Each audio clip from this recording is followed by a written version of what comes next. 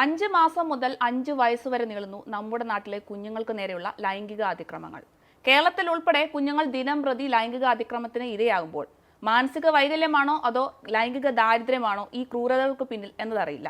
എന്ത് തന്നെയായാലും നമ്മുടെ നാട്ടിൽ നമ്മുടെ കുഞ്ഞുങ്ങൾ സുരക്ഷിതരാണോ? നമുക്ക് ചർച്ച ചെയ്യാം. സാർ, ഇപ്പോൾ ഏറ്റവും കൂടുതൽ ഒരു ദിവസം കേസ് ഡീൽ ചെയ്യുമ്പോൾ പോക്സോ കേസുകളായിരിക്കും ഏറ്റവും കൂടുതൽ സാർ ഡീൽ ചെയ്യുന്നത്.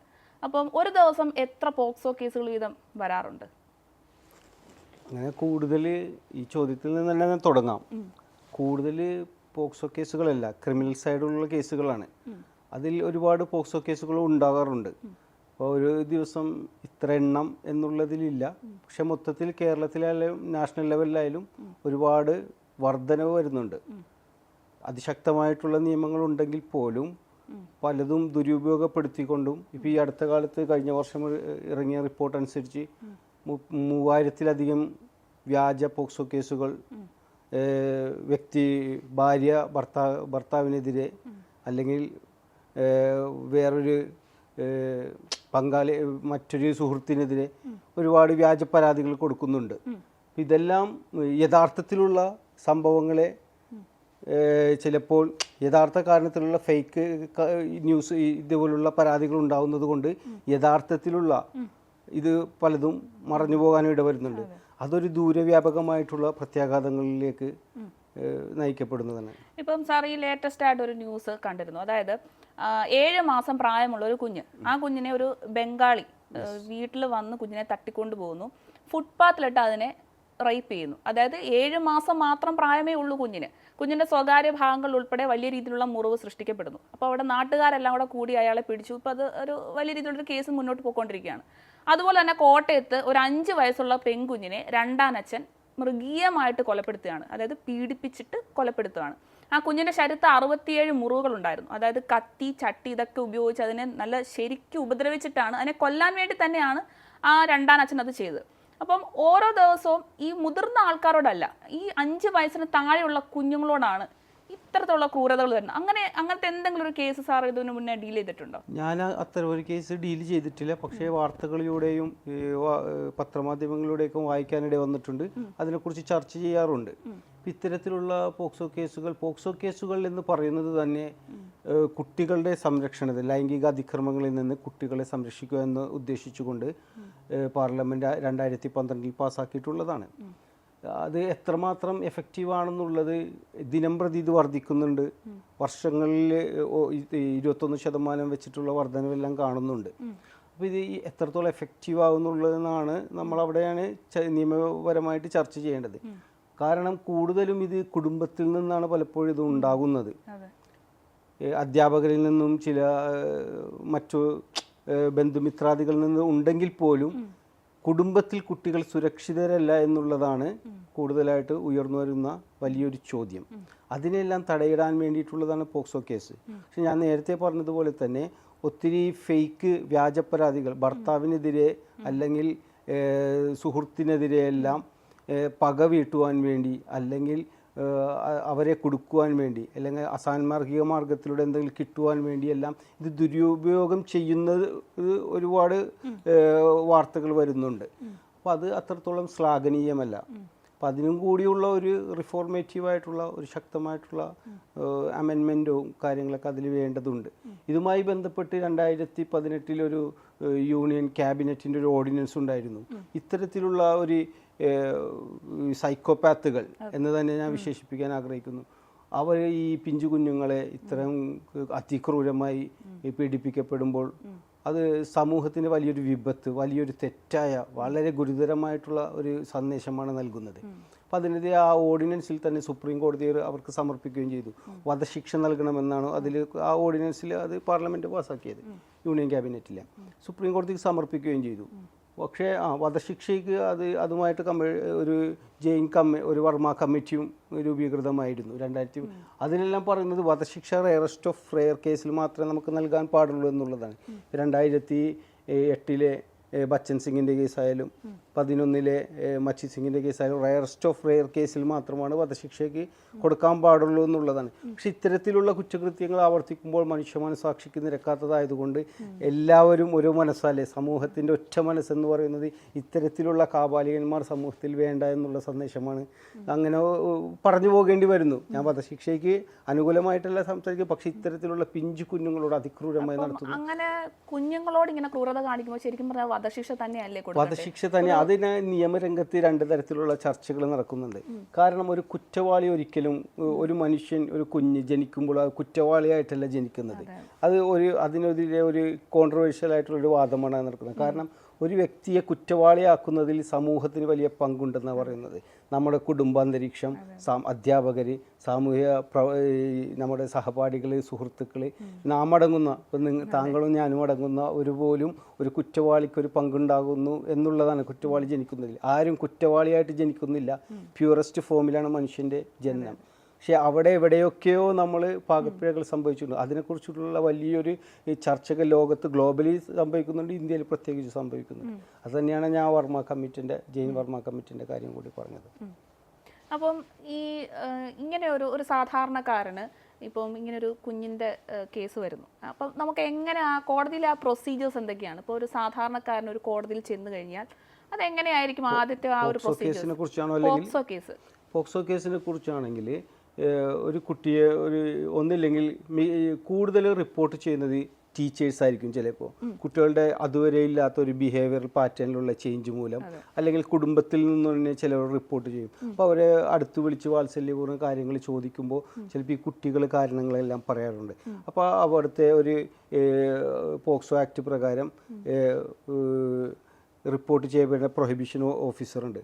അവിടുത്തെ റിപ്പോർട്ട് ചെയ്താൽ അവർക്ക് അനുകൂലമായിട്ടുള്ള കാര്യങ്ങളൊക്കെ നടത്തി അത് പ്രാഥമികമായിട്ട് പോലീസിനോട് അവിടുത്തെ അതിർത്തിയിലുള്ള പോലീസ് സ്റ്റേഷനിൽ പറഞ്ഞ് അവർ കൃത്യമായിട്ട് FIR ഇട്ട് ബാക്കിയുള്ള കുട്ടിക്ക് വേണ്ടിയുള്ള കൗൺസിലിംഗ് കാര്യങ്ങൾ, കുട്ടിക്ക് സുരക്ഷിതമായിട്ടുള്ള കാര്യങ്ങൾ, മെഡിക്കൽ സേവനങ്ങൾ, അത്തരത്തിലുള്ള കാര്യങ്ങൾ, വിദ്യാഭ്യാസത്തിൽ പോലും മുടക്കം വരുത്താത്ത രീതിയിൽ ആ കുട്ടിയുടെ ഭാവിയുടെ കാര്യങ്ങൾ കൂടി ശ്രദ്ധ കേന്ദ്രീകരിച്ചിട്ടുള്ള ഒരു മുന്നൊരുക്കങ്ങളാക്കി ഈ ഇരയ്ക്ക് പേര് പോലും വെളിപ്പെടുത്താതെ സമൂഹത്തിൻ്റെ മുഖ്യധാരയിൽ തന്നെ നിന്നുകൊണ്ട് ആ കുറ്റവാളിക്ക് ശിക്ഷ മേടിച്ചു കൊടുക്കാനുള്ള ഒരു നിയമത്തിൻ്റെ ആശയം വലിയ രീതിയിൽ നമുക്കുണ്ട്.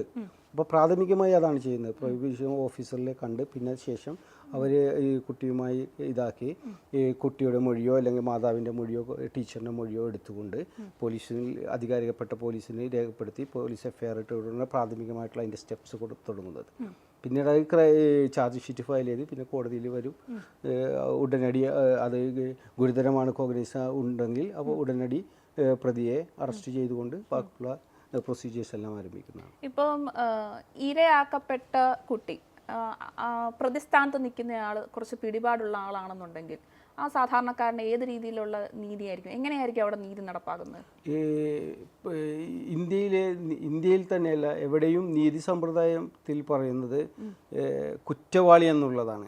അത് ഇപ്പോൾ സമൂഹത്തിൽ എത്ര പിടിപ്പുള്ളവനോ പണക്കാരനോ സ്വാധീനശേഷിയുള്ളവനോ ആരും ആയിക്കൊള്ളട്ടെ, ആ കുറ്റവാളിയെ ശിക്ഷിക്കുക എന്നുള്ളത് തന്നെയാണ് ആത്യന്തികമായി നമ്മുടെ നിയമത്തിൻ്റെ ബാലപാഠം തന്നെ.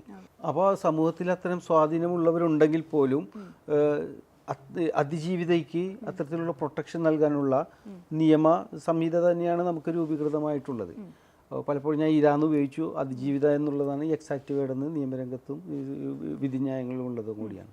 അപ്പോൾ അത്തരത്തിലുള്ളൊരു ഭയപ്പാടിൻ്റെ കാര്യങ്ങളില്ല. പിന്നെ അല്ലാത്ത ഇതിലുപോലെ ഒരു ഏത് കേസിനെയും അവർ കൗണ്ടർ ചെയ്യാൻ വേണ്ടി ഒത്തിരി അതിനെ ഇല്ലാതാക്കുവാൻ വേണ്ടിയിട്ടുള്ള കുറ്റവാളിയുടെ ഭാഗത്തു നിന്ന് കുറേ കാര്യങ്ങളുണ്ടായേക്കാം. അതുകൊണ്ട് തന്നെ പ്രാഥമികമായിട്ട് അവർ ബെയിൽ ആപ്ലിക്കേഷൻ കൊടുക്കുമ്പോഴും ജാമ്യം കിട്ടുന്ന കണ്ടീഷനിൽ പറയുന്നത് ഈ അതിജീവിതയോ ഇതുമായി ബന്ധപ്പെട്ടുള്ള എവിഡൻസോ അവരെ മർദ്ദിക്കുവാനോ സ്വാധീനിക്കുവാനോ അതുമായിട്ടുള്ള എവിഡൻസോ തെളിവുകളോ മറ്റു കാര്യങ്ങളോ ഇല്ലാതാക്കുവാൻ ശ്രമിക്കാതിരിക്കുക എന്നുള്ള കണ്ടീഷൻ വെക്കാറുണ്ട്. അപ്പോൾ അതെല്ലാം ഒരുപാട് ഈ അതിജീവിതകൾക്ക് പ്രൊട്ടക്ഷൻ നൽകുന്ന കാര്യം തന്നെയാണ്. ഇപ്പം ഒരു കുഞ്ഞ് ലൈംഗികാതിക്രമത്തിന് ഇരയായി കഴിഞ്ഞാൽ നിയമപരമായി കൊടുക്കാവുന്ന ഏറ്റവും അങ്ങേ അറ്റത്തെ ശിക്ഷ എന്താണ്? അത് മരണപ്പെടുകയാണെങ്കിൽ രണ്ടും രണ്ട് ശിക്ഷയായിരിക്കും. മരണപ്പെടുക എന്ന് പറയുമ്പോൾ മേഡറിലേക്ക് വരുന്നുണ്ട്. പോക്സോ ആക്ടിലെ മാക്സിമം ശിക്ഷ എന്ന് പറയുന്നത് സെക്ഷൻ വകുപ്പ് 5ഉം 6ഉം വകുപ്പുകൾ പറയുന്നത് 10 വർഷം മുതൽ 20 വർഷം വരെയുള്ള റിഗ്രസീവ് ഇംപ്രിസൺമെൻ്റ് ആണ് പറയുന്നത്. അതുകൊണ്ടാണ് നേരത്തെ ഞാൻ പറഞ്ഞത് ക്യാബിനറ്റ് കമ്മീഷൻ ഇത്തരത്തിലുള്ള അതിക്രൂരമായിട്ടുള്ള ചില മനസാക്ഷികളെ ഞെട്ടിപ്പിക്കുന്ന തരത്തിലുള്ള ക്രൂരതകൾ ഉണ്ടാവുകയാണെങ്കിൽ 2018 ഓർഡിനൻസ് ഞാൻ മുന്നേ പറഞ്ഞ പോലെ വധശിക്ഷയ്ക്ക് വേണ്ടി അവർ റെക്കമെൻഡ് ചെയ്തിരുന്നു. പക്ഷേ സുപ്രീം കോടതിയിലെ പരിഗണനയാണ്. അപ്പോൾ 2013 ബഹുമാനപ്പെട്ട ജസ്റ്റിസ് വർമ്മ കമ്മിറ്റി പറയുന്നത് വധശിക്ഷ ഇതിനൊരു ബദൽ മാർഗമല്ല. ഞാൻ നേരത്തെ പറഞ്ഞത് ഇത് രണ്ട് ലീഗൽ റിലേറ്റഡ് ആയിട്ടുള്ള കാര്യങ്ങളാണ്. അതിനെക്കുറിച്ച് പല ചർച്ചകളും നടക്കുന്നുണ്ട്. വധശിക്ഷ വേണം ഏത് കൃത്യത്തിലും. വധശിക്ഷ അതൊരു നമ്മൾ റിഫോർമേറ്റീവ് തിയറിയാണ് നമ്മൾ ക്രിമിനൽ ജുഡീഷ്യൽ സിസ്റ്റത്തിൽ നമ്മൾ ഇന്ത്യ അവലംബിക്കുന്നത്. റിഫോം ചെയ്യുക. കാരണം ഒരു കാട്ടാളനിൽ നിന്നിട്ട് ഒരു കാളിദാസനാകുവാനുള്ള ഒരു പൗരാണിക ചരിത്രങ്ങളിലൂടെയാണ് നമുക്ക് കടന്നു പോകുന്നത്. മരണപ്പെട്ട കുഞ്ഞിന് ഏത് രീതിയിലായിരിക്കും അപ്പോൾ നീതി കിട്ടുക? മരണപ്പെട്ട കുഞ്ഞിനോട് തീർച്ചയായിട്ടും നീതിയുണ്ട്. എങ്കിൽ പോലും ഒരു കുറ്റവാളി ഏത് സാഹചര്യത്തിലാണ് ചെയ്തത് അതിനൊരിക്കലും നീതിക്ക് ന്യായീകരിക്കാൻ കഴിയുന്നതല്ല. മറിച്ച് ഈ അത്തരമൊരു ദാരുണ സംഭവം ഉണ്ടാകാതിരിക്കുവാൻ സമൂഹം ജാഗ്രതയിരിക്കേണ്ടതുമുണ്ട്. എങ്കിൽ പോലും ഈ കുറ്റവാളി ഏത് സാഹചര്യത്തിൽ അത് ചെയ്തു അതിൻ്റെ എക്സാക്റ്റ് തെളിവ് വരുന്നത് പോലീസും ബാക്കിയുള്ള ഈ ജുഡീഷ്യൽ സിസ്റ്റമൊക്കെ ചേർത്തിട്ടാണ്. അപ്പോൾ കുറ്റവാളി യഥാർത്ഥത്തിലുള്ള കുറ്റവാളി ആകുന്നുണ്ടോ എന്നുള്ളൊരു വലിയൊരു ചോദ്യമായി ഉന്നയിക്കപ്പെടുന്നുണ്ട്. കാരണം ISRO കേസ് നമ്മുടെ മുന്നിലുണ്ട്, മാടത്തരുവി കേസ് നമ്മുടെ മുന്നിലുണ്ട്, ജാൻസി കേസ് നമ്മുടെ മുന്നിലുണ്ട്, പാലക്കാട് മാധവനാശാരി കേസ് നമ്മുടെ മുന്നിലുണ്ട്. ഇതെല്ലാം പോലീസ് കുറ്റവാളിയാണ് എന്ന് കണ്ടെത്തി കഴിഞ്ഞിട്ട് ഒരുപാട് നാൾ ജയിലിൽ കിടന്നവർ പിന്നീട് സുപ്രീം കോടതി ഇടപെടുകയോ മറ്റു ബഹുമാനപ്പെട്ട ഉന്നത കോടതികൾ ഇടപെട്ടതിന് ശേഷം കുറ്റക്കാരല്ലാന്ന് തിരിച്ചറിഞ്ഞു വരുന്നവരുമുണ്ട്. അപ്പോൾ യഥാർത്ഥത്തിൽ ആ കുഞ്ഞു മരണപ്പെട്ടത് യഥാർത്ഥത്തിലുള്ള കുറ്റവാളിയുടെ കൈകൊണ്ടാണോ എന്നുള്ള ഒരു വലിയൊരു ചോദ്യചിഹ്നവും കൂടി നാം ചേർത്ത് വായിക്കേണ്ടതുണ്ട്. അപ്പം പ്രതികളായിട്ട് ആരോപിക്കപ്പെട്ടവർ കുറ്റവിമുക്തരാകുന്ന ഒരു സിറ്റുവേഷൻ വരികയാണെങ്കിൽ യഥാർത്ഥ പ്രതികളെ പിടിച്ചുകൊണ്ട് വന്ന് അവർക്ക് ആ ഒരു ശിക്ഷ നടപ്പിലാക്കാൻ നമുക്ക് കഴിയത്തില്ലേ?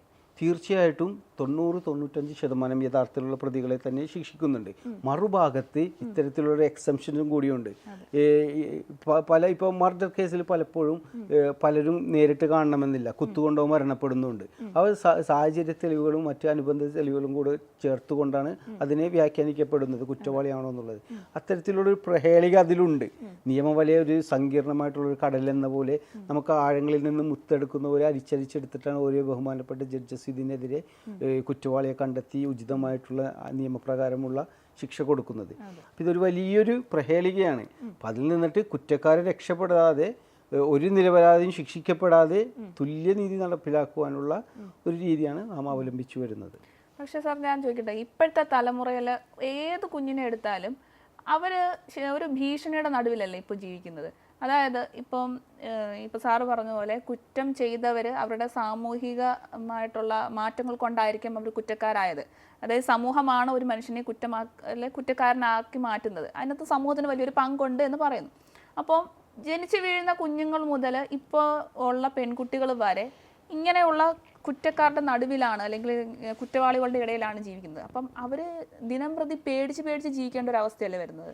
അങ്ങനെയല്ല. ഇപ്പോൾ ഒരു കുറ്റവാളിയെ ന്യായീകരിച്ചുകൊണ്ടല്ല ഞാൻ പറഞ്ഞത്, മറിച്ച് ഇങ്ങനെ ഒരു കാര്യങ്ങൾ ഉണ്ടാകാറുണ്ട്. ഒരു ഉദാഹരണം പറയാം. ജാൻസി കേസ് എന്ന് പറഞ്ഞാൽ 2011 ഒരു കേസിൽ സുപ്രീം കോടതി ബഹുമാനപ്പെട്ട ജസ്റ്റിസ് ലോധ പിന്നെ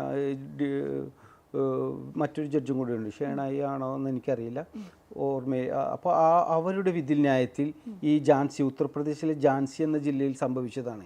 ഒരാൾ മരണപ്പെട്ടു എന്ന് പറഞ്ഞു, അയാൾക്കെതിരെ ജീവപര്യന്തം, പിന്നീട് ഹൈക്കോടതിയിൽ പോയി അത് കൺഫേം ചെയ്തു. പിന്നീട് സുപ്രീം കോടതിയിൽ മുന്നേറിയിരിക്കുമ്പോൾ 11 വർഷം ഈ 3 പേർ ഒരു മൈനറായിട്ടുള്ള കുട്ടി കൂടി അതിലെ പ്രതിയാണ്. ഈ 3 പേർ 11 വർഷം ജയിൽവാസം അനുഭവിച്ചു വരുമ്പോൾ ഈ മരണപ്പെട്ടു എന്ന് പറയുന്ന ആൾ തിരിച്ചു വരുന്നു. അപ്പം ഈ 11 വർഷം കൊലപാതകി എന്ന് മുദ്ര ചാർത്തി കുടുംബത്തിൻ്റെ അവൻ്റെ മാനം പോയി, കുടുംബത്തിൽ അവൻ്റെ സമാധാനം പോയി, അവൻ്റെ ഭാവി ജീവിതം ഇരുളടഞ്ഞു. അവിടെ നിയമത്തിന് എന്ത് പറയാനുണ്ട്? സമൂഹത്തിന് എന്ത് പറയാനുണ്ട്? അപ്പോൾ ആരുടെ ഭാഗത്തായിരിക്കും തെറ്റ്? അതാണ് അത് ആരുടെ ഭാഗത്ത് തെറ്റെന്നല്ല, എങ്ങനെയാണ് അതിങ്ങനെ കറക്റ്റ് ചെയ്യാൻ പറ്റുന്നത്.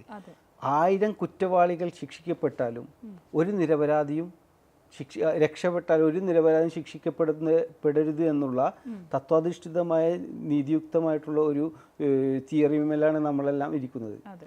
1000 കുറ്റവാളികൾ രക്ഷപ്പെട്ടാലും ഒരു നിരപരാധി ശിക്ഷിക്കപ്പെടരുത് എന്നുള്ള വലിയൊരു ആപ്തവാക്യമുണ്ട്.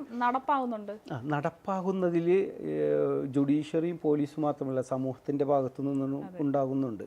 അപ്പോൾ അതുകൊണ്ടാണ് ഒരു കുറ്റവാളി ജനിക്കുന്നില്ല സൃഷ്ടിക്കപ്പെടുകയാണെന്നുള്ള ജസ്റ്റിസ് ബറൂച്ചിയെ പോലെയുള്ളവരുടെ എല്ലാം അത്തരത്തിലുള്ള അഭിപ്രായം.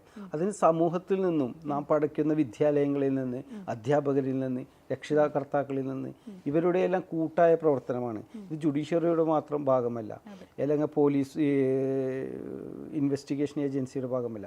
സമൂഹം ഒറ്റക്കെട്ടായി കൊണ്ടിട്ട്. പക്ഷേ ഈ അറിവ് പകർന്നു കൊടുക്കേണ്ട അധ്യാപകരിൽ നിന്ന് തന്നെയാണല്ലോ കുട്ടികൾക്ക് ഏറ്റവും കൂടുതൽ പീഡനം ലഭിക്കുന്നത്. അതായത് ഇപ്പം 2017 ഒരു കണക്ക് പ്രകാരം 7000 കുട്ടികളുടെ അന്നത്തെ കേസ് റിപ്പോർട്ട് ചെയ്യുന്നത്, അതായത് ക്രൈം ബ്യൂറോ റിപ്പോർട്ട് ചെയ്യുന്ന പ്രകാരം 7000-ലധികം കുട്ടികൾ സ്കൂളിൽ നിന്ന് തന്നെ പീഡിപ്പിക്കപ്പെടുന്നതായിട്ട് റിപ്പോർട്ട് ചെയ്യുന്നുണ്ട്. സ്കൂളുകളിൽ നിന്ന്, വീടുകളിൽ നിന്ന്, ഹോസ്പിറ്റലുകളിൽ ജനിച്ച് വീഴുന്ന സമയത്ത്, അപ്പോൾ അവിടെ വർക്ക് ചെയ്യുന്ന ജീവനക്കാരിൽ നിന്ന്, അങ്ങനെ പല രീതിയിലാണ് കുഞ്ഞുങ്ങൾ, അതായത് പെൺകുട്ടികൾ, ഇപ്പം ആൺകുട്ടികളും പീഡിപ്പിക്കപ്പെടുന്നുണ്ട്. അപ്പം രണ്ടായാലും നമ്മുടെ പുതിയ തലമുറ മൊത്തം വലിയൊരു ഭീഷണിയിൽ തന്നെ നിൽക്കുകയാണ്. അപ്പോൾ ഓരോ ദിവസം ഓരോ കേസ് കഴിയും തോറും ഇതിൻ്റെ എണ്ണം കൂടുന്നതല്ലാതെ ഒരു രീതിയിലും കുറയുന്നില്ല. അപ്പോൾ ഈ കുഞ്ഞുങ്ങളെ സംരക്ഷിക്കാൻ വേണ്ടി ഇനി എന്തെങ്കിലും ഒരു പുതിയ നിയമം നമ്മുടെ നിയമസംഹിതയിൽ കൊണ്ടുവരണം എന്ന് സാറിന് തോന്നുന്നുണ്ടോ? പുതിയ നിയമസംഹിതയിൽ കൊണ്ടുവരുന്നതിനെക്കുറിച്ച് ഉള്ള നിയമത്തെ എത്രത്തോളം എഫക്റ്റീവായി എടുക്കാം എന്നുള്ളതിലാണ് കാര്യം. കാരണം നമ്മുടെ ഒരു 3000-ഓളം നിയമങ്ങൾ, 3000-ഓളം കേന്ദ്ര നിയമങ്ങൾ, 13,000-ഓളം സ്റ്റേറ്റ് നിയമങ്ങൾ ഉള്ളതായിട്ടാണ് നമ്മുടെ ഒരു കമ്മീഷൻ റിപ്പോർട്ട് പ്രകാരം ഉള്ളത്. ഈ ജെയിൻ കമ്മിറ്റി ആണ് അതെന്ന് പറഞ്ഞു, ജസ്റ്റിസ് ജെയിൻ കമ്മിറ്റിയുടെ റിപ്പോർട്ടാണെന്ന് എനിക്ക് മനസ്സിലാവുന്നത്. അതിൽ തന്നെ 190 വർഷങ്ങളോളം പഴക്കമുള്ള 100ഓളം നിയമങ്ങളുണ്ട്. 3000 കേന്ദ്ര നിയമങ്ങളും 13,000-ഓളം സംസ്ഥാന നിയമങ്ങളും ഉണ്ട്. അതിൽ തന്നെ 100 വർഷം പഴകിയ 190 നിയമങ്ങളുണ്ട്. ഇതിൽ നിന്ന് ഒരു 1200 നിയമങ്ങൾ കാലാഹരണപ്പെട്ടതാണ്, പ്രയോജനരഹിതമാണ് എന്ന് കണ്ടെത്തിയിട്ടുണ്ട്. അപ്പം നിയമങ്ങളുടെ ബാഹുല്യമല്ല, ഉള്ള നിയമങ്ങൾ എത്ര ഇഫക്റ്റീവായിട്ട് ശക്തമായിട്ട് ഉപയോഗപ്പെടുത്താമെന്നുള്ളതിലാണ് നമുക്ക് ശ്രദ്ധ വേണ്ടത്. അപ്പോൾ നമ്മുടെ ഭരണപരമായി ഇപ്പോൾ നിലനിൽക്കുന്ന നിയമങ്ങൾ കൂടുതൽ ശക്തിപ്പെടുത്തിയാൽ കൂടുതൽ കുറ്റകൃത്യങ്ങൾ ഒഴിവാക്കാൻ കഴിയും എന്നതാണോ? തീർച്ചയായിട്ടും കഴിയും. ഇപ്പോൾ പുതിയ കാലാഹരണപ്പെട്ട കൊളോണിയൽ നിയമങ്ങളായിട്ടുള്ള IPC, CRPC, എവിഡൻസ് ആക്ട് എല്ലാം മാറ്റി ഒരു പുതിയ നിയമങ്ങൾ കൊണ്ടുവന്നു. അതിൽ നിന്ന് വലിയൊരു മാറ്റമുണ്ടായിരുന്നില്ല എങ്കിൽ അതുപോലുള്ള ചിന്തകൾ, ഇത്തരത്തിലുള്ള ചിന്തകൾ പോലും നമ്മുടെ ജൂറിസ്പ്രുഡൻസിന് ഒത്തിരി സഹായകരമാകുന്നുണ്ട്. അതിലായിരിക്കണം നമ്മൾ ശ്രദ്ധ കൊടുക്കേണ്ടത്. ശിക്ഷയുടെ ബാഹുല്യം, അതിശക്തമായിട്ടുള്ള ശിക്ഷ കൊടുത്തതുകൊണ്ട്, ഒരു ശിക്ഷാരീതി കൊടുത്തതുകൊണ്ട് കുറ്റവാളികൾ ഉണ്ടാവുന്നില്ല, അവിടെ ക്രൈം റേറ്റ് കുറയുന്നു എന്നുള്ള വാദം നമുക്ക് പറയാൻ കഴിയില്ല. കാരണം സൗദി അറേബ്യ പല രാഷ്ട്രങ്ങൾ നോക്കിയാലും അതിക്രൂരമായിട്ടുള്ള, അതികഠിനമായിട്ടുള്ള ശിക്ഷകൾ വിധിയുണ്ടായിരിക്കും. പക്ഷെ നമ്മുടെ ക്രിമിനൽ സിസ്റ്റത്തിൽ വെച്ച് നോക്കുമ്പോൾ നമുക്ക് പലപ്പോഴും കൈവെട്ടുക ഇതിലൊക്കെ ഗോത്ര സംസ്കാരമായിട്ട് നമുക്ക് ഫീൽ ചെയ്യുന്നുണ്ടായിരിക്കും. കാരണം ആധുനിക നിയമങ്ങൾ അതിനെ ഒരിക്കലും അനുധാവനം ചെയ്യുന്നില്ല. എന്നിട്ട് പോലും ക്രൈം റേറ്റ് അവിടെ കുറയുന്നില്ല. അപ്പോൾ എന്തുകൊണ്ട് ഇങ്ങനെ കുറയുന്നില്ല എന്നുള്ള ചിന്ത സമൂഹത്തിൻ്റെ ഭാഗത്ത് നിന്നാണ് ഉണ്ടാകേണ്ടത്. വിദ്യാഭ്യാസ സ്ഥാപനങ്ങളിൽ നിന്നാണ് ഉണ്ടാകേണ്ടത്, അധ്യാപകരിൽ നിന്നാണ് ഉണ്ടാകേണ്ടത്, സുഹൃത്തുക്കളിൽ നിന്നാണ് ഉണ്ടാകേണ്ടത്, നമ്മിൽ തന്നെ നിന്നാണ് ഉണ്ടാകേണ്ടത്. എങ്കിൽ മാത്രമാണ് ഒരു സച്ചരിതമായിട്ടുള്ള മൂല്യവത്തായ സമൂഹത്തിൻ്റെ കെട്ടുറപ്പിലേക്ക് നമുക്ക് നയിക്കുവാൻ കഴിയുകയുള്ളൂ. ഇപ്പോൾ സാർ ഗൾഫ് രാജ്യങ്ങളുടെ കാര്യം പറഞ്ഞല്ലോ. ഇപ്പം അവിടെ പെൺകുട്ടികൾക്ക് നേരെ അല്ലെങ്കിൽ ഒരു ലൈംഗിക അതിക്രമം മാത്രമല്ല, ഒരു സാധാരണ രീതിയിൽ ഒരു പെൺകുട്ടിയെ ശല്യം ചെയ്താൽ പോലും വലിയ രീതിയിലുള്ളൊരു ശിക്ഷാ നടപടിയാണ് ഗൾഫ് രാജ്യങ്ങൾ അല്ലെങ്കിൽ അറബ് രാജ്യങ്ങളിൽ സ്വീകരിക്കുന്നത്. അപ്പം സാധാരണപ്പെട്ട നമ്മുടെ കേരളത്തിലുള്ള ആളുകൾ തന്നെയായാലും കുഞ്ഞുങ്ങൾക്ക് നേരെ അതിക്രമം വരുമ്പോൾ ആദ്യം പറയുന്നൊരു കാര്യം, ഗൾഫിലുണ്ടായിരുന്ന നിയമ നടപടികൾ അല്ലെങ്കിൽ നിയമസംഹിത നമുക്ക് വരേണ്ടതാണ്, എങ്കിലും ഇവരൊക്കെ പഠിക്കത്തുള്ളൂ എന്നതൊരു സാധാരണക്കാരൻ്റെ ചിന്താഗതിയാണ്. എൻ്റെ കുഞ്ഞിന് ഇന്ന് സംഭവിച്ചു, നാളെ മറ്റുള്ള ഒരാളുടെ കുഞ്ഞിന് സംഭവിക്കും. അപ്പോൾ ഒരു സാധാരണക്കാരന്റെ ഒരു വികാരമാണ് അവിടെ വരുന്നത്. ഗൾഫിലുണ്ടായ അത് വരണമായിരുന്നു, അല്ലെങ്കിൽ ആ പ്രതിക്ക് ആ ഒരു ശിക്ഷ കിട്ടണമായിരുന്നു എന്നൊരു സമ്പ്രദായം വരുന്നുണ്ട്. അപ്പം ഗൾഫിലെ നിയമവ്യവസ്ഥയും നമ്മുടെ നിയമവ്യവസ്ഥയും തമ്മിലുള്ള ആ ഒരു വ്യത്യാസം എന്താ? ഗൾഫിലെ നിയമവ്യവസ്ഥ എന്ന് പറയുന്നത്, ഗൾഫ് എന്ന് പറയുമ്പോൾ ഏത് കൺട്രിയാണ് ഉദ്ദേശിക്കുന്നതെന്ന് എനിക്കറിയില്ല. പലപ്പോഴും സൗദി അറേബ്യയാണ് ചൂണ്ടിക്കാണിക്കുന്നത്. അപ്പോൾ അവിടെയൊക്കെ ശരീഅത്ത് നിയമങ്ങൾ, അല്ലെങ്കിൽ ഖുർആന്റെ അടിസ്ഥാനത്തിലും ഹദീസ് പോലുള്ള നിയമഗ്രന്ഥങ്ങളുടെ അടിസ്ഥാനത്തിലുള്ള ശിക്ഷാരീതി ആയിരിക്കണം അവിടെ നടപ്പാക്കുന്നത്.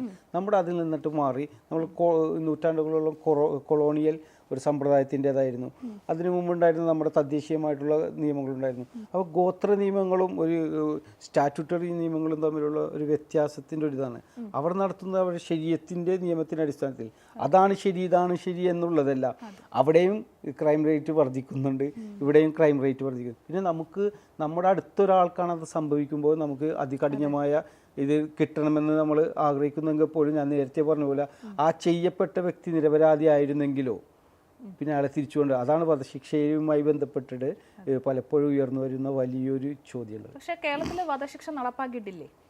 ഇങ്ങനെ കുഞ്ഞുങ്ങൾക്ക് നേരെ അതിക്രമം വരുമ്പോഴും വധശിക്ഷ നടപ്പാക്കിയിട്ടുണ്ട്. പക്ഷെ അത് വളരെ റയർ കേസിലും, ഞാൻ ബച്ചൻ സിംഗിന്റെ കേസിലും മച്ചി സിംഗിന്റെ കേസിലും പറഞ്ഞാൽ റയറസ്റ്റ് ഓഫ് റയർ കേസിൽ നടപ്പിലാക്കാം.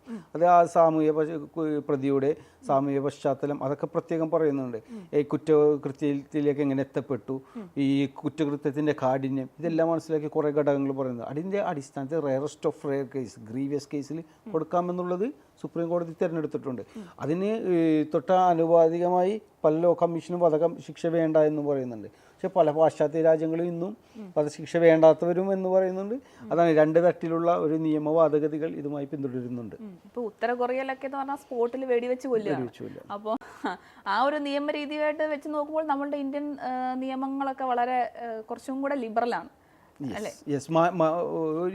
ഒരു കുറ്റവാളിക്ക് എപ്പോഴും ഒരു മനുഷ്യാവകാശ പരിഗണന കൊടുത്തുകൊണ്ടാണ് ലിബറൽ ചിന്താഗതിയുള്ള, ആധുനിക ചിന്താഗതിയുള്ള, ജനാധിപത്യപരമായി ചിന്തിക്കുന്നവരെല്ലാം ഉള്ളവരുടെ കാഴ്ചപ്പാട്. ഏകാധിപതികളുടെ അല്ലെങ്കിൽ സ്വച്ഛാധിപതികളുടെ നാടുകളിലേക്ക് പോകുമ്പോൾ ഇത്തരം കഠിനമായിട്ടുള്ള ശിക്ഷകൾ, ചിലപ്പോൾ അവർക്കൊരു ഇൻവെസ്റ്റിഗേഷൻ ഏജൻസി പോലും അന്വേഷിക്കേണ്ട, ഈ പണ്ടത്തെ രാജനീതി പോലെ ഇദ്ദേഹമാണ് എൻ്റെ സാധനം കട്ടതെന്ന് പറഞ്ഞാൽ രാജാവ് തലവെട്ടാൻ പറയുന്നത് പോലെ അത്തരത്തിലൊരു നീതി സമ്പ്രദായത്തിൽ ഞാൻ വിശ്വസിക്കുന്നില്ല. അതൊരിക്കലും ഒരു ജനാധിപത്യപരമല്ല, ആശാസ്യമല്ല. ഇപ്പം കള്ളക്കേസുകളാണ് പോക്സോ കേസുകളിൽ ഏറ്റവും കൂടുതലാണെന്ന് സാറ് പറഞ്ഞു. ഇപ്പോൾ ഒരു കള്ളക്കേസ് വന്നു കഴിഞ്ഞു കഴിഞ്ഞാൽ ഇപ്പോൾ ഒരു കേസ് കൂടുതൽ കുറച്ച് കാര്യങ്ങൾ, ഭൂരിഭാഗമല്ല കുറച്ച്, അതെ ഭൂരിഭാഗം നല്ല കേസുകളൊക്കെ തന്നെയാണ് യഥാർത്ഥത്തിലുള്ള ഫാക്ട് ആയിരിക്കത്തില്ല. അപ്പം കള്ളക്കേസുകൾ വന്നു കഴിഞ്ഞു കഴിഞ്ഞാൽ ഇപ്പോൾ ഒരു കേസ് ഏറ്റെടുത്തു കഴിഞ്ഞാൽ അത് കള്ളക്കേസാണെന്ന് തിരിച്ചറിഞ്ഞു കഴിഞ്ഞാൽ എങ്ങനെയായിരിക്കും ആ കേസ് മുന്നോട്ട് കൊണ്ട്? അതായത് വാദിയുടെ കൂടെ നിൽക്കുമോ അതോ പ്രതിയുടെ കൂടെ നിൽക്കുമോ? കള്ളക്കേസാണെന്ന് തിരിച്ചറിഞ്ഞാൽ ആ കള്ളക്കേസ് എടുക്കാതിരിക്കുക. അത് തന്നെയാണ് അതിലുള്ള ഏറ്റവും വലിയ നീതി നടപ്പിലാക്കുക. അഭിഭാഷകരെന്ന രീതിയിലായാലും ആരായാലും നമ്മൾ വെറുതെ ഒരു മോണിറ്ററി ഇൻറ്റൻഷൻ മാത്രമല്ല, ഒരു എത്തിക്സ്, അഭിഭാഷക പ്രൊഫഷണലിസത്തിൻ്റെ ഭാഗമായിട്ട് കക്ഷിക്ക് അത്തരത്തിലുള്ള അവർക്ക് കൂടി പ്രയോജനപ്പെടുന്ന, അവർക്ക് യാതൊരു കോട്ടവും ഇല്ലാത്ത ഡിസിഷൻ എടുക്കുന്നതാണ് എപ്പോഴും ഉചിതം. എത്തിക്സ് കീപ്പ് ചെയ്തുകൊണ്ട്, പ്രൊഫഷണലിസം കീപ്പ് ചെയ്തുകൊണ്ട് മുന്നോട്ട് പോകുക എന്നുള്ളതാണ് അഭികാമ്യം. ഓക്കെ സാർ, ഇപ്പം കൊച്ചി ബേസ് ചെയ്ത് സെക്സ് റാക്കറ്റുകൾ, നല്ല രീതിയിൽ സെക്സ് റാക്കറ്റുകളുണ്ട്. അതായത് ഇപ്പോൾ അടുത്തിടെ വന്നത് 25 വയസ്സിന് താഴെയുള്ള പെൺകുട്ടികൾ സ്വന്തം ചെലവിന് പൈസ ഉണ്ടാക്കാൻ വേണ്ടിയിട്ട് സ്വന്തം ശരീരം വിറ്റ് ജീവിക്കുന്നു. അതിൽ കൊച്ചിയിലാണ് ഏറ്റവും കൂടുതൽ നടക്കുന്നത്. അപ്പം അങ്ങനെയൊക്കെ ഒരു കേസ് വരികയാണെങ്കിൽ അത് എങ്ങനെയായിരിക്കും? കോടതിയിൽ ആ നിയമപരമായ വശങ്ങൾ എന്തൊക്കെയായിരിക്കും? ഒരു സെക്സ് റാക്കറ്റിൽ പെട്ടവർ, അപ്പം എല്ലാവരും ആ ഒരു രീതിയിൽ പോകണമെന്നില്ല, പൈസയ്ക്ക് വേണ്ടിയിട്ട് പോകുന്നവരായിരിക്കണമെന്നില്ല. അതിൽ കൂടെ താമസിക്കുന്നവരെ പെടുത്തുന്നവരും കാണും. അപ്പോൾ അങ്ങനെ ഒരു പെൺകുട്ടിക്ക് അങ്ങനെ ഒരു സെക്സ് റാക്കറ്റിൽ ഉൾപ്പെടുക അല്ലെങ്കിൽ അങ്ങനെ എന്തെങ്കിലും ഒരു കേസ് വന്നു കഴിഞ്ഞാൽ കോടതി അല്ലെങ്കിൽ നിയമപരമായ ആ പെൺകുട്ടിക്ക് ഏതൊക്കെ രീതിയിലുള്ള പരിരക്ഷയായിരിക്കും നൽകുക? നേരത്തെ പറഞ്ഞതുപോലെ തന്നെ ആ പെൺകുട്ടിയുടെ ഏതൊരു പെൺകുട്ടിയും, സെക്സ് റാക്കറ്റ് എന്നല്ല, ഏതൊരു പെൺകുട്ടിയുടെയും അവരുടെ സമ്മതമില്ലാതെ അവരുടെ ശരീരത്ത് സ്പർശിക്കുകയോ അവരെ ഉചിതമല്ലാത്ത രീതിയിൽ നോക്കുന്നത് പോലും നിയമത്തിൻ്റെ ഇതിൽ ശിക്ഷ കിട്ടാവുന്നത് തന്നെയാണ്. അപ്പോൾ സ്ത്രീകൾക്ക് ഇപ്പോൾ നമ്മൾ മെയിൽ ഷോവിനിസവും കാര്യങ്ങളൊക്കെ പറയുന്നുണ്ടെങ്കിൽ പോലും നമ്മുടെ നിയമങ്ങളും നമ്മുടെ നിയമ കർത്താക്കളെല്ലാം സ്ത്രീകൾക്ക്, കുട്ടികൾക്ക്, പ്രത്യേകിച്ച് സ്ത്രീകൾക്ക് നിയമപരിരക്ഷ, സുരക്ഷിതത്വം നൽകുന്നതിലാണ് കൂടുതൽ ഊന്നൽ നൽകുന്നത്. നമ്മളിപ്പോൾ മെയിൽ ഷോവിനിസം പറയുന്നു, പുരുഷാധിപത്യ കേന്ദ്രമാണെങ്കിൽ പോലും പുരുഷന് ഉള്ള നിയമത്തേക്കാൾ അതിശക്തമായ സുരക്ഷ നൽകുന്നത് സ്ത്രീകൾക്ക് തന്നെയാണ്. അപ്പോൾ ഈ നേരത്തെ ചോദ്യത്തിലേക്ക് മടങ്ങി വരികയാണെങ്കിൽ, അവിടെ ഒരു സ്ത്രീയെ ലൈംഗിക അതിക്രമത്തിന് വിധേയമാക്കുകയോ അത് നോട്ടം കൊണ്ടോ മാനസികമായോ സ്പർശനം കൊണ്ടോ ഏത് തരത്തിലായാലും അവൾക്ക് ആ വിക്ടിമിന് അതിജീവിതയ്ക്ക് നിയമപരമായിട്ടുള്ള ഇപ്പോൾ നേരത്തെ എന്തൊക്കെയായിരിക്കും അത് ഈ ബലാത്സംഗ കേസ് 376 പോലുള്ള കാര്യങ്ങളെടുക്കാം. പിന്നെ അവളെ ഭീഷണിപ്പെടുത്തിയിട്ടുണ്ടെങ്കിൽ അങ്ങനെയാകാം. അവിടെ വിവാഹ വാഗ്ദാനം, ഇപ്പോൾ പുതിയൊരു ആക്ട് നമ്മുടെ ഭാരതീയ ന്യായ സംഹിതയിൽ വിവാഹ വാഗ്ദാനം ചെയ്തിട്ട് ലൈംഗിക ചൂഷണം ചെയ്താൽ 10 വർഷം വരെയാണ് ഇപ്പോൾ കിട്ടുന്ന പുതിയ നിയമത്തിനടിസ്ഥാനത്തിൽ BNS വന്നിരിക്കുന്നത്. അപ്പം അത്രയും അതിശക്തമായിട്ടുള്ള പ്രൊട്ടക്ഷനും അതിശക്തമായിട്ടുള്ള നിയമങ്ങളും അതിശക്തമായിട്ടുള്ള താക്കീതുകളും തന്നെയാണ് പുതിയ നിയമത്തിലൂടെ വരുന്നത്. സ്ത്രീകൾക്ക് അനുകൂലമാണ്. പിന്നെ സെക്സ് റാക്കറ്റ് എന്നുള്ള മയക്കുമരുന്ന് മാഫിയകളുണ്ട്.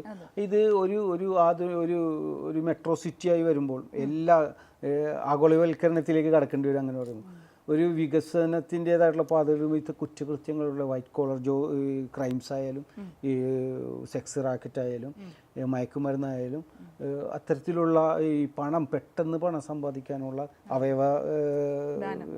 അവയവത്തിൻ്റെതായിട്ടുള്ള കുറ്റകൃത്യങ്ങളായാലും വർദ്ധിച്ചു വരും. കാരണം പെട്ടെന്ന് ലാഭക്കൊതിയന്മാരുടെ നാടായി നമ്മുടെ കേരളവും മാറുന്നുണ്ട് എന്നുള്ള സൂചകങ്ങളാണ് അതിലേക്ക് ഉയർത്തുന്നത്. സാർ, ഇപ്പം ഒരു പെൺകുട്ടിയെ സ്പർശിക്കുകയല്ലാതെ ഒരു നോട്ടം കൊണ്ടോ അല്ലെങ്കിൽ പുറകിൽ നടന്നുള്ള ശല്യപ്പെടുത്തലോ ഭീഷണികളോ നേരിട്ട് കഴിഞ്ഞാൽ ആ പെൺകുട്ടിക്ക് എങ്ങനെയായിരിക്കും നിയമപരിരക്ഷ ലഭിക്കുക? ഇപ്പോൾ പുതിയ ഇത് പ്രകാരം പണ്ടെല്ലാം സ്റ്റേഷനിൽ ചെന്നിട്ട് പരാതി കൊടുത്താൽ FIR ഇടും. ഇപ്പോൾ പുതിയ ആക്ട് പ്രകാരം FIR എന്ന് പറഞ്ഞിട്ടുണ്ട്. അവരുടെ പോർട്ടിൽ കയറിയിട്ട് നമുക്ക് തന്നെ ഒരു FIR ഇടാം. അത് FIR എന്ന് പറഞ്ഞാൽ. പിന്നെ ഇപ്പോൾ 0 FIR ഉണ്ട്. ഇന്ത്യയിൽ എവിടെ വെച്ച് ഒരു ക്രൈം നടന്നാലും നമ്മുടെ സ്റ്റേഷനതി നമുക്ക് ഇഷ്ടമുള്ള വീടിനടുത്തുള്ള സ്റ്റേഷനതി പോയിട്ട് 0 FIR ഇട്ടിട്ട് അതിലേക്ക് അങ്ങോട്ട് കമ്മിറ്റ് ചെയ്യുന്ന സ്വഭാവത്തിൽ അത്രയും വളരെ ഒരു ആധുനികപരമായിട്ടുള്ള നിയമ രംഗത്തേക്കാണ് കുറച്ച്. അതിന് കുറേ കോൺസിക്വൻസസ് ഉണ്ട്. എങ്കിൽ പോലും വളരെ എളുപ്പമാവുന്ന കാര്യങ്ങളാണ് ഈ ഓൺലൈനും ഈ പ്ലാറ്റ്ഫോമൊക്കെ വന്നതുകൊണ്ട്. ഇപ്പോൾ ശല്യപ്പെടുത്തുക എന്നുള്ളത് തന്നെ പണ്ട് ഋഷിരാജ് സിംഗ് പറഞ്ഞു 3 മിനിറ്റ് കൂടുതൽ നോക്കിക്കഴിഞ്ഞാൽ അങ്ങനത്തെ ഉള്ളൊരു ശിക്ഷാവിധി ഉണ്ടായിരുന്നു. അത് എത്രത്തോളം പ്രായോഗികമാകും അത് അതങ്ങനെ നിൽക്കട്ടെ. അപ്പോൾ ഇത്തരത്തിലുള്ള സംവിധാനങ്ങളുണ്ട്. സ്ത്രീകൾക്ക് അപ്പോൾ തന്നെ അടുത്തുള്ള സ്റ്റേഷനിൽ പരാതിപ്പെടാം, അല്ലെങ്കിൽ ഈ പോർട്ടിൽ ഫയൽ ചെയ്യാം. അങ്ങനെ ഒത്തിരി സംഭവവികാസങ്ങൾ. ഇപ്പം രാത്രിയിൽ ഒരു സ്ത്രീ ഒറ്റയ്ക്ക് ഒരു റോഡിൽ കൂടെ നടന്നു പോകുന്നു. അപ്പം ആ സ്ത്രീയെ ആരെങ്കിലും ഫോളോ ചെയ്യുന്ന പോലെ അല്ലെങ്കിൽ ഉപദ്രവിക്കാൻ വരുന്ന പോലെ ഒരു പ്രശ്നം നേരിടുകയാണെങ്കിൽ അങ്ങനെ വരുന്ന സമയത്ത് ഏതൊക്കെ രീതിയിൽ നമുക്ക് അധികാരികളുമായി ബന്ധപ്പെടാം? അല്ലെങ്കിൽ ഇപ്പോൾ ഫോൺ കോൾ ചെയ്യാനോ, ചിലപ്പം ആ പെൺകുട്ടിയെ ഒറ്റയ്ക്കായിരിക്കും ആ റോഡിൽ, അപ്പോൾ അവളെ ആക്രമിക്കുന്ന സമയത്ത് എന്തെങ്കിലും ക്വിക്ക് ആക്ഷൻ എടുക്കാൻ പറ്റിയ എന്തെങ്കിലും മാർഗങ്ങളുണ്ടോ? എപ്പോഴും സെൽഫ് ഡിഫെൻസ് എന്ന് പറഞ്ഞ നമുക്ക് ഈ നിയമം നൽകുന്ന കാര്യങ്ങളുണ്ട്. നമുക്ക് വധശ്രമത്തിന് നമ്മൾ ഒരാളെ കൊല്ലാൻ ശ്രമിക്കുവാണെങ്കിൽ അതിൽ നിന്ന് രക്ഷപ്പെടുവാൻ വേണ്ടി അദ്ദേഹത്തെ കൊല്ലുന്നത് പോലും തെറ്റല്ല എന്നുള്ളതാണ്. അങ്ങനത്തെ കുറച്ച് പ്രൈവറ്റ് ഡിഫെൻസസ് ഉണ്ട്. നമുക്ക് കൊല്ലണമെന്നല്ല, അതിൻ്റെ ഒരു പ്രൊപ്പോർഷനേറ്റ് ആയിട്ടുള്ള, ഇപ്പോൾ ഒരാൾ നമ്മളെ തല്ലാൻ വന്ന ഒരാളെ ഉപദ്രവിക്കുക എന്നുള്ളത് നമുക്കൊരിക്കലും നിയമപരമായിട്ട് സാധിക്കുന്നതില്ല, അനുവദനീയമല്ല. പക്ഷേ താങ്കളിപ്പോൾ എന്നെ തല്ലുവാൻ വരികയാണെങ്കിൽ എനിക്ക് തിരിച്ച് തല്ലിയേ പറ്റൂ. കാരണം എനിക്ക് ഒരു പ്രൈവറ്റ് ഡിഫറൻസ് ഉണ്ട്. എൻ്റെ ജീവനും സ്വത്തിനും ജീവന് ഭരണഘടന ആർട്ടിക്കിൾ 21 ഉറപ്പ് നൽകുന്നത് പോലെ തന്നെ എൻ്റെ ജീവൻ നിലനിർത്തുക എന്നുള്ളത് എൻ്റെ ആവശ്യമാണ്. അപ്പോൾ അതിനെ നേരിടുള്ള പ്രൈവറ്റ് ഡിഫൻസസ് ഉണ്ട്. അപ്പോൾ അത്തരം ഘട്ടങ്ങളിൽ അത്തരത്തിലുള്ള മാർഗ്ഗങ്ങളാണ്. ഇപ്പോൾ നിങ്ങൾക്ക് തന്നെ അറിയാം, കുറേ മറ്റേ പെപ്പർ സ്പ്രേ അങ്ങനത്തെ ഒത്തിരി മാർഗ്ഗങ്ങൾ. നമ്മുടെ സംസ്ഥാന ഗവൺമെന്റ് തന്നെ ഒരു ആപ്പ് ഇറക്കിയിട്ടുണ്ട്. ആ ആപ്പിൽ ഇതുപോലെ എന്തെങ്കിലും ഒരു പ്രശ്നം വന്നു കഴിഞ്ഞാൽ അതിൽ വിളിക്കാം. പക്ഷെ ആപ്പ് എടുക്കുന്നതിന് മുമ്പാണ് അറ്റാക്ക് വരുന്നതെങ്കിൽ സെൽഫ് ഡിഫൻസ് വരുള്ളൂ. ഏറ്റവും വലിയ സ്ലോ ആയാൽ അതും പോയി. അതെ, തീർച്ചയായും ഏറ്റവും വലിയ സെൽഫ് ഡിഫൻസ് അല്ലെങ്കിൽ ഓട്ടമാണ്. അപ്പോൾ ഇങ്ങനെ ഒരു അക്രമം വന്നു കഴിഞ്ഞാൽ നമ്മുടെ ഭാഗത്ത് നിന്ന് എന്തെങ്കിലും ഒരു സെൽഫ് ഡിഫൻസിന്റെ ഭാഗമായിട്ട് ചെയ്താലും അതൊരു കുറ്റകൃത്യമല്ല. അതിനു വേണ്ടി ചെയ്യും. നമ്മുടെ ജീവനോ നമ്മുടെ ബന്ധപ്പെട്ടവരുടെ നമ്മുടെ പ്രിയപ്പെട്ടവരുടെ ജീവനോ സ്വത്തിനോ സംരക്ഷണം നൽകുന്ന സെൽഫ് ഡിഫൻസ്, പ്രൈവറ്റ് ഡിഫൻസ് ഒരിക്കലും കുറ്റകൃത്യമായിട്ട് നിയമം കാണുന്നില്ല. അപ്പം നമ്മൾ സെൽഫ് ഡിഫൻസ് എടുക്കുന്ന സമയത്ത് പ്രതിയായിട്ട് നിൽക്കുന്ന ആളിന് എന്തെങ്കിലും ആളപായം അതുകൊണ്ട് അതാണ് ഞാൻ പറഞ്ഞത്, ആളപായം സംഭവിക്കുകയോ ഈവൻ മരണം പോലും നമ്മുടെ കുടുംബത്തിന് ഇപ്പോൾ രാത്രി ഒരു അക്രമകാരി വീട്ടിൽ കയറി വന്ന് കുടുംബത്തിന് വലിയ ഭീഷണിയോ തീവപ്പോ അങ്ങനെയുള്ള സംഭവങ്ങൾ ഉണ്ടെന്ന് നമുക്ക് തോന്നിയാൽ അവനെ വധിക്കുന്നത് പോലും നിയമത്തിൻ്റെ കണ്ണിൽ അത് കുറ്റകൃത്യമായി കാണുന്നില്ല. അത് പ്രൈവറ്റ് ഡിഫൻസിൻ്റെ ഭാഗമായിട്ടാണ് നിയമം കരുതപ്പെടുന്നത്. പക്ഷേ ചിലപ്പോൾ അദ്ദേഹത്തിനെ മരണപ്പെടാതെ അദ്ദേഹത്തിന് മറ്റു മാർഗങ്ങളിൽ തടയാമെങ്കിൽ അതാണ് ഏറ്റവുമായിട്ടുള്ള ഉചിതമെന്ന്. അത് പ്രൊപ്പോർഷനേറ്റ് ആയിട്ടാണ് നോക്കുന്നത്. ഏത് രീതിയിലാണോ നമുക്ക് ആക്രമണം ഉണ്ടാകുന്നത്. ഇപ്പോൾ ഒരാൾ ചെവിക്ക് പിടിക്കാൻ വന്നിട്ട് അവനെ കൊല്ലാൻ പറ്റില്ല. അപ്പോൾ അതിന് പ്രൊപ്പോർഷനേറ്റ് ആയിട്ട് എന്താണോ നമുക്ക് ഭീഷണിയുള്ളത് അതിനനുസരിച്ചിട്ടുള്ള പ്രൈവറ്റ് ഡിഫൻസാണ് നിയമം അനുവദിക്കുന്നത്. അപ്പോൾ ഈ കുറുവാ സംഘം ഇറങ്ങിയിട്ടുണ്ടല്ലോ, അപ്പം കുറുവാ സംഘങ്ങൾ നമ്മുടെ വീട്ടിൽ വന്ന് ആക്രമിക്കുകയാണെന്ന് വിചാരിക്കുക. അപ്പം ആ സമയത്ത് എടുക്കുന്ന സെൽഫ് ഡിഫെൻസിന്റെ ഭാഗമായിട്ട് എന്തെങ്കിലും പ്രശ്നം ആളപായം ആ കുറുവാ സംഘങ്ങൾക്ക് സംഭവിച്ചു കഴിഞ്ഞാൽ അതും ഈ അതെ തീർച്ചയായിട്ടും നിയമം അങ്ങനെ തന്നെ പറയുന്നത്. ഓക്കെ, അപ്പോൾ അക്രമകാരിയിൽ നിന്ന് രക്ഷപ്പെടുക എന്നുള്ളത് തന്നെയാണ്. ഈ കുറ്റവാളിയെ ശിക്ഷിക്കുന്നത് തന്നെയല്ലേ നിയമം ചെയ്യുന്നത് തന്നെയല്ലേ. ആക്രമിക്കപ്പെടുന്നവനെ മറ്റൊരു രീതിയിൽ എവിഡൻസ് ഒക്കെ കൊടുത്തിട്ട് ശിക്ഷിക്കുക എന്നുള്ള രീതി തന്നെയാണ്. ഇത് സഡൻ ആയിട്ടുള്ള ആക്ഷൻ അത് കുറച്ച് കാലം എടുത്തിട്ട് ചെയ്യുന്നത്. പക്ഷെ സാധാരണക്കാർക്ക് ഇപ്പോഴും അതിനെപ്പറ്റി വലിയ അവബോധമില്ല. നമ്മളെ ഉപദ്രവിക്കാൻ വരുന്നവരെ നമ്മളെന്തെങ്കിലും ചെയ്തു കഴിഞ്ഞാൽ വാദി പ്രതിയാകുമോ എന്നുള്ളൊരു ഭയമുണ്ട് ആൾക്കാരുടെ ഉള്ളിൽ. അതുകൊണ്ട് തന്നെ സെൽഫ് ഡിഫെൻസ് എടുക്കാൻ പലപ്പോഴും മടിക്കുന്നതിന്റെ കാരണം അത് തന്നെയായിരിക്കും. നിയമാവബോധം സർക്കാർ തലങ്ങളിൽ നിന്നും നിയമരംഗത്ത് നിന്നും എല്ലാ സമൂഹത്തിന്റെ ഭാഗത്തു നിന്നൊക്കെ ഉണ്ടാകേണ്ടിയിരിക്കുന്നു. അപ്പോൾ ജനങ്ങൾക്ക് കൂടുതൽ ജാഗ്രത ആയിട്ടുള്ള ഒരു സമീപനം വരും.